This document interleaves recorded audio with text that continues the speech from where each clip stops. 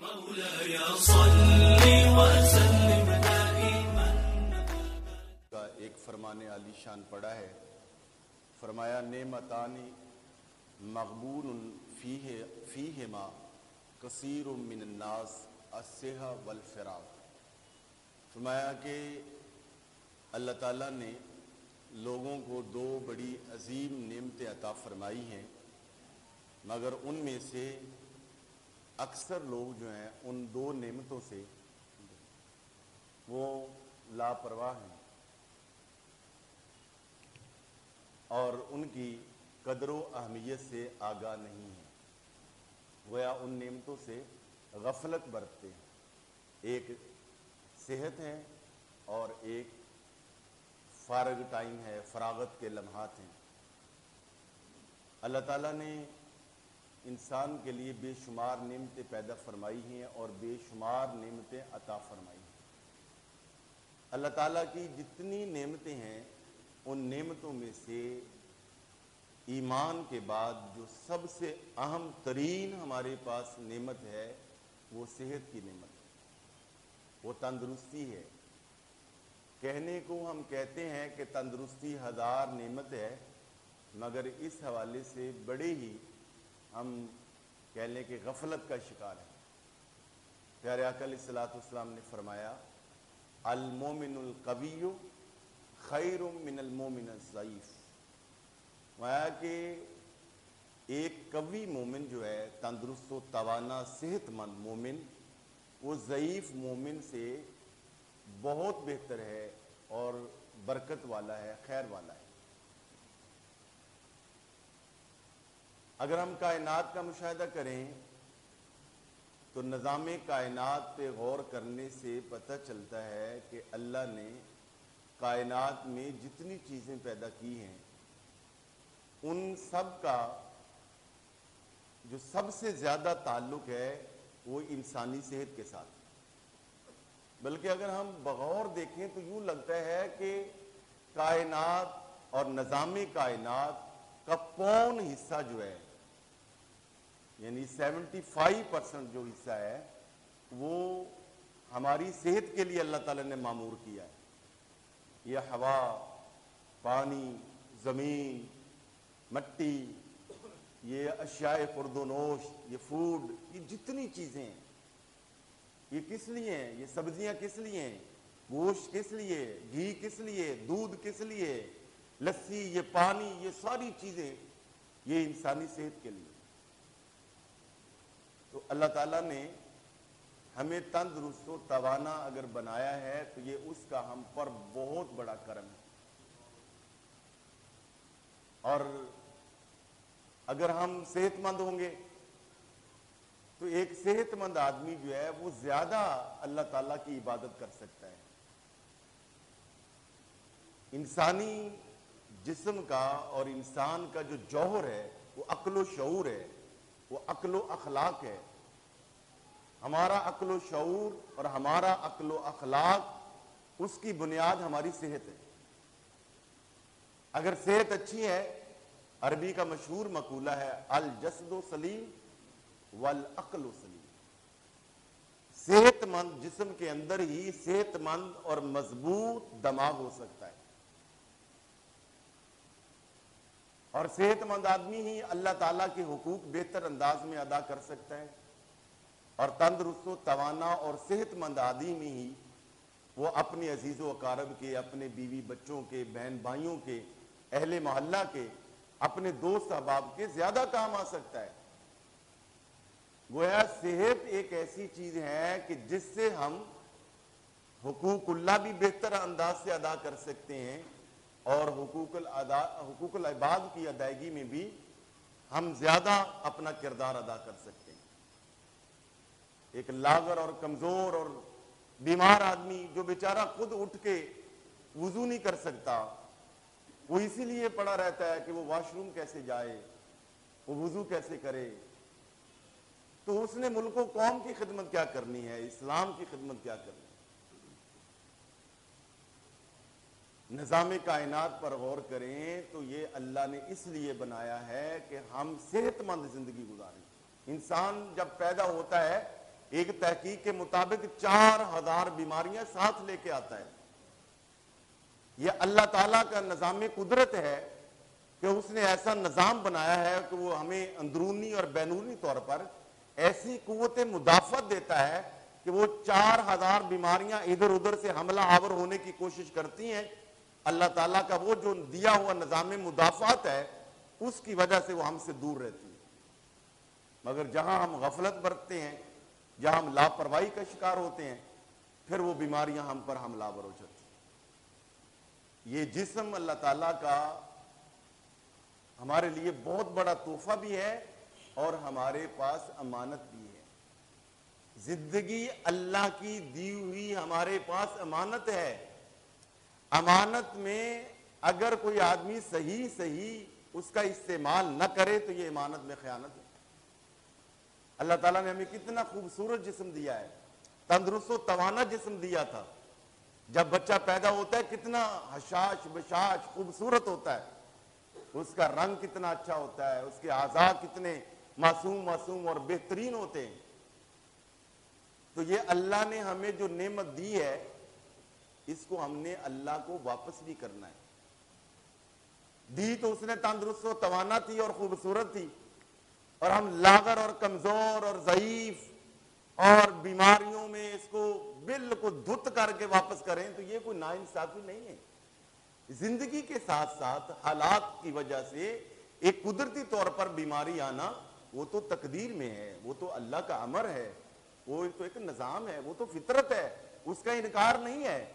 مگر حقیقت بات یہ ہے ہم بیماریوں کے خود خریدار بنے ہوئے ہیں، ہم صحت کے خود دشمن بنے ہوئے ہیں، اور ہم اس حوالے سے اتنے لاپرواہ ہیں کہ اگر ہم غور کریں کہ یہ لاپرواہی ہم کس چیز کے ساتھ کر رہے ہیں۔ کبھی آپ ٹیبل پر بیٹھ جائیے اور ڈائری یا کاپی پینسل لے لیجئے اور اپنے سر کے بالوں سے لے کر پاؤں کے ناخن تک ایک ایک چیز کی ذرا قیمت تو لکھتے جائیے، فہرست تیار کیجئے ذرا۔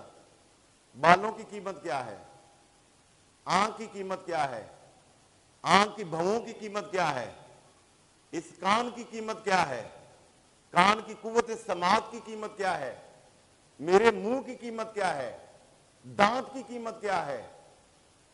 ایک ایک چیز کو، جسم پر جو بال ہیں، ناخن ہیں، ان سب اپنے اعضائے بدنیہ کی لسٹ بنائیے اور پھر اس کی قیمت نکالیے۔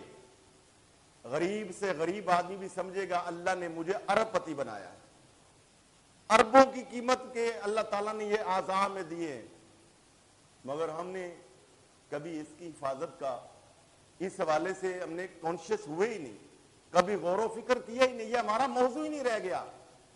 جبکہ رسول اکرم صلی اللہ علیہ وآلہ وسلم کا آپ اندازہ لگائیں اس سے بڑا اس کی اہمیت کیسے کوئی اجاگر کر سکتا ہے کہ فرمایا کہ المومن القوی خیر من المومن الضعیف، فرمایا کہ قوی تندرست و توانا صحت مند جو مومن ہے وہ ضعیف مومن سے بہتر ہے۔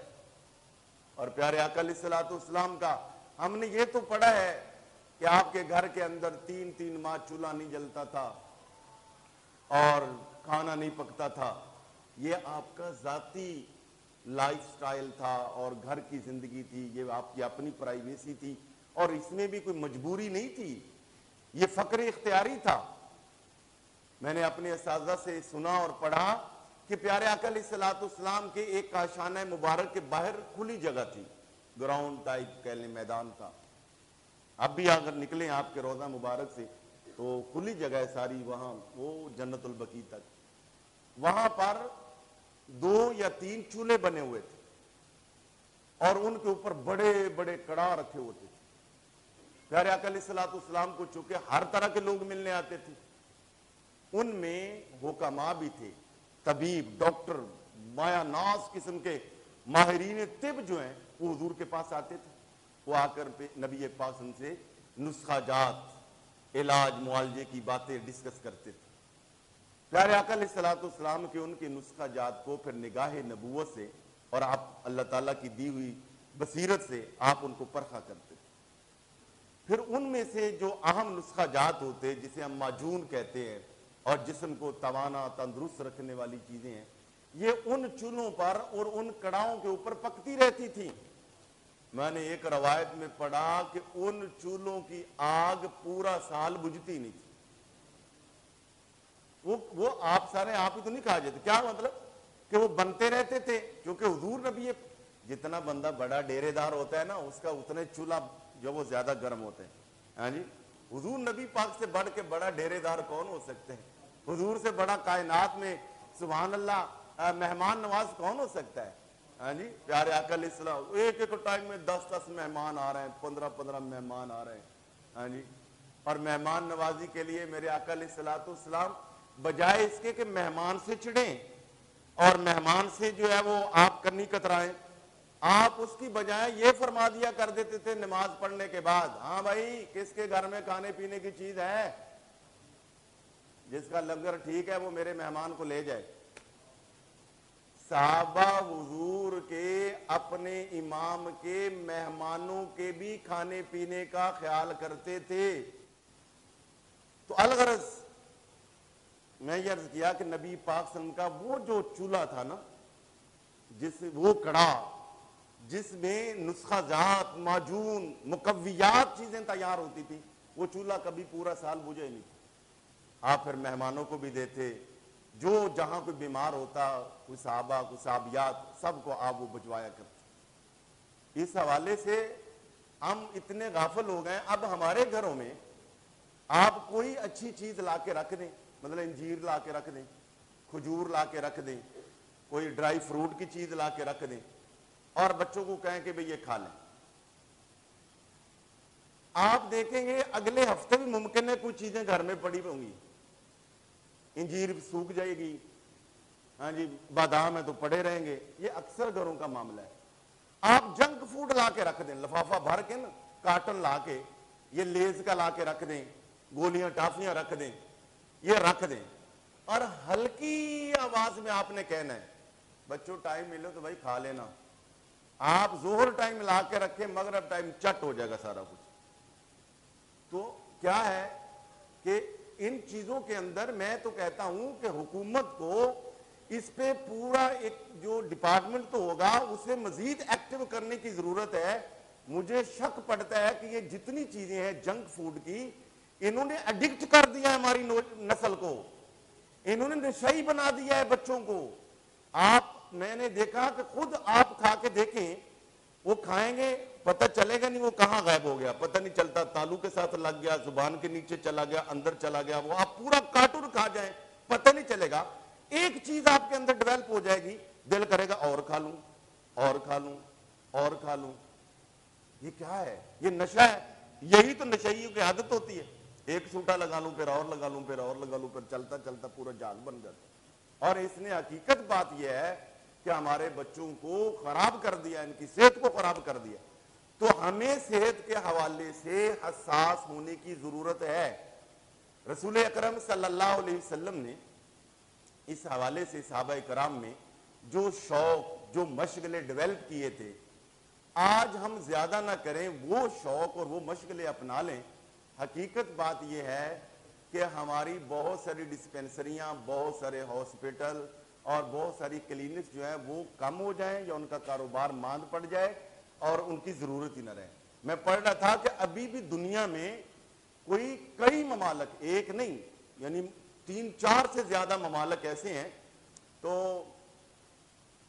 ان کے اندر ہارٹ کا ایک بھی ہاسپٹل نہیں ہے، شوگر کی ایک بھی کلینک نہیں ہے۔ اس کی وجہ کیا ہے؟ جب تحقیق کی گئی تو پتہ چلا کہ وہاں ایک بھی بیکری کی دکان نہیں ہے، وہاں کچھ نہیں ہے۔ پتہ چلا کہ جہاں پر بیکریز کی آئٹم زیادہ کھائی جائیں گی، مٹھائیاں زیادہ کھائی جائیں گی، وہاں ڈسپینسریوں کی تعداد بڑھتی جائے گی، ہاسپٹلز کی تعداد بڑھتی جائے گی۔ صحابہ کرام جب خوش ہوتے تھے، جب کوئی خوشی کا موقع آتا تھا، حضور نبی پاک صلی اللہ علیہ وسلم کسی کو مبارک دیتے تھے یا آپ کو کوئی مبارک دیتا تھا تو وہ سویٹ کیا پیش کرتے تھے؟ وہ کھجوریں پیش کرتے تھے۔ آج ہم کیا کرتے ہیں؟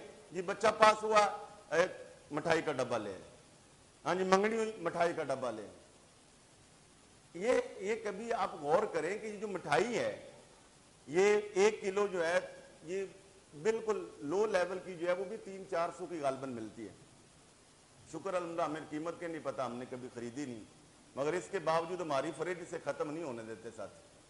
ہاں جی, اللہ کرے اس کی بجائے جو اگلی بات کرنے لگوں اب وہ نہ ختم ہونے دے, اپنے گھر سے بھی اور جہاں جہاں آپ کے تعلق وہاں سے بھی. یہ مٹھائی جو ہے 300-400 روپے کلو آتی ہے.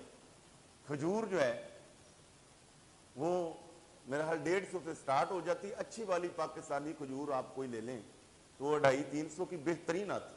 ابھی ہمارے ایک دوست بیمار ہوئے, ہم جاننے والے ڈاکٹر کے پاس, بڑے ڈاکٹر جن کے پاس ٹائم کو مہینے 1.5 مہینے بعد ملتا ہے, اور میں نے ان کو بھی کہا, میں نے کہا ڈاکٹر صاحب ویسے دیکھا جائے نا شرعی اعتبار سے فتویٰ دینا چاہیے کہ آپ کے پاس علاج نہیں ہونا چاہیے, مگر ٹائم مہینے 1.5 مہینے بعد ملتا ہے. اور جس میں بڑی کرم نوازی ہو جائے اس کو 10-15 دن کے بعد بھی مل جاتا ہے, مگر کس ٹائم؟ رات 12 بجے.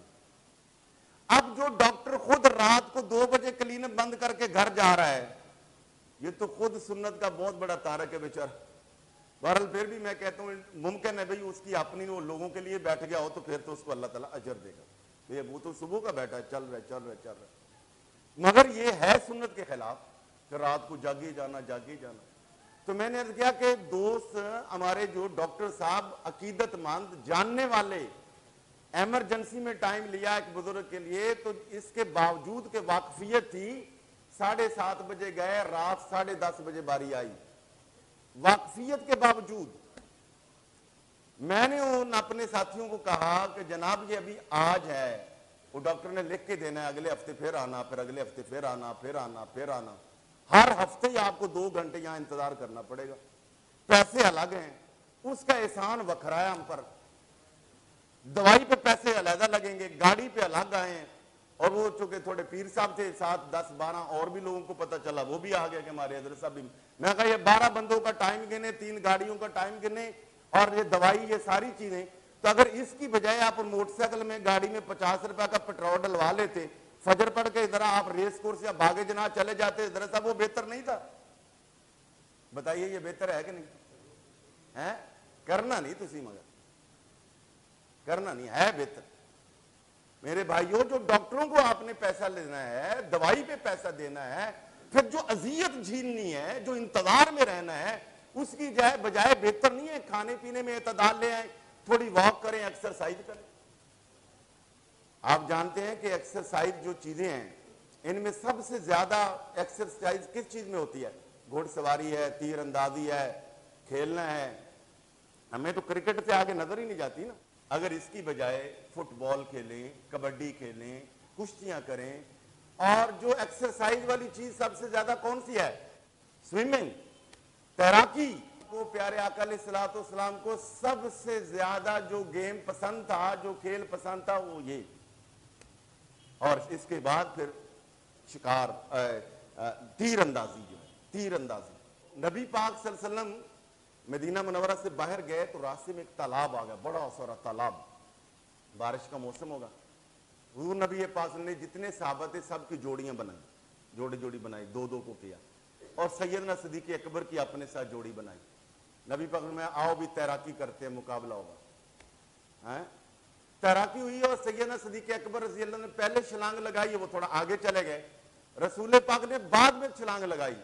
سبحان اللہ, اتنی تیز تیر کے گئے, رسول پاک جا کے گردن سے پکڑ لیا حضرت صدیق اکبر رضی اللہ عنہ. یہ بتانا تھا کہ بھئی میں تم سے یہ گیم, یہ ایکسرسائز میں کہوں گا, یہ ایکسرسائز تم سے زیادہ بہتر کر سکتے. اس لیے میرے جو ساتھی ہیں, نمازی ہیں, آپ میرے دوست ہیں, میں یہ عرض کروں گا کہ یہ صحت کی حفاظت کرنا یہ اتنا ہی ضروری ہے جتنی اپنے بچوں کا خیال کرنا, بلکہ کسی حد تک اس سے بھی زیادہ ضروری ہے.